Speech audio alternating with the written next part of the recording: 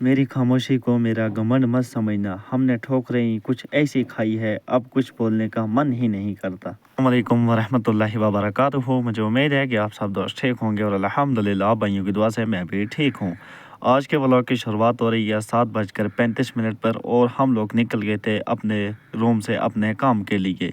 जिस वक्त इन जंगलों में से हम लोग गुजर रहे थे तो अपने घर वाली फीलिंग आ रही थी और अपने इलाके वाली फीलिंग आ रही थी, कितने ज़्यादा सुकून है यहाँ पर।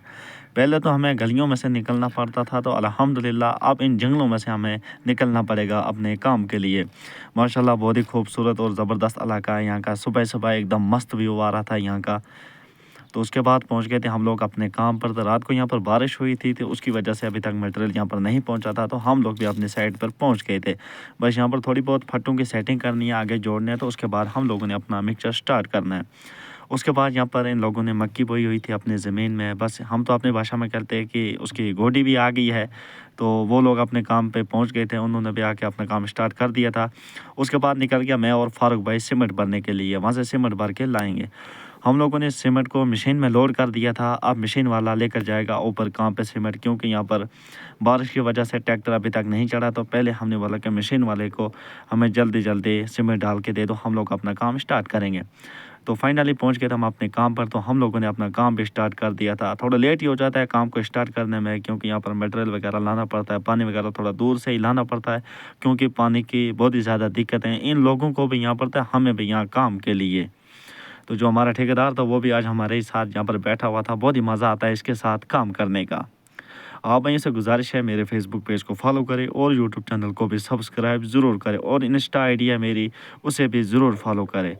उसके बाद जो फारूक भाई का आज काम था, तो इसका काम था आगे से बेलचा चलाना, यानी कि आगे जो माल जमा होता है उसी को आगे आगे फैलाना, क्योंकि यहाँ पर हाइट बहुत ही ज़्यादा है, इसीलिए यहाँ पर शूट नहीं लगेगा, तो इसलिए इस माल को आगे आगे फैलाना है।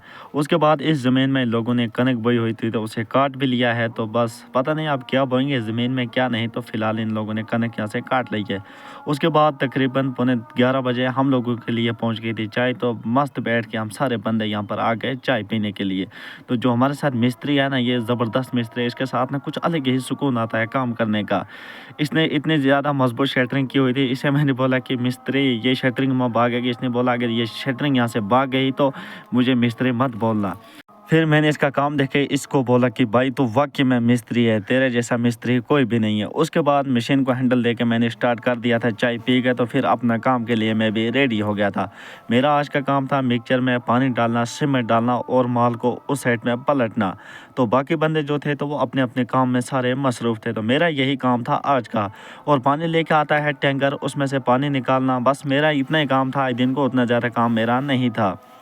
तो उसके बाद हमें सीमेंट ख़त्म हो गई थी। तकरीबन हम लोगों ने यहाँ से सुबह 7 बैग सीमेंट लिए थे, वो ख़त्म हो गए थे हमें। तो फिर आ गया मैं और फारूक भाई फिर से सीमेंट लेने के लिए। तो हम कर रहे थे यहाँ पे ट्रैक्टर का वेट।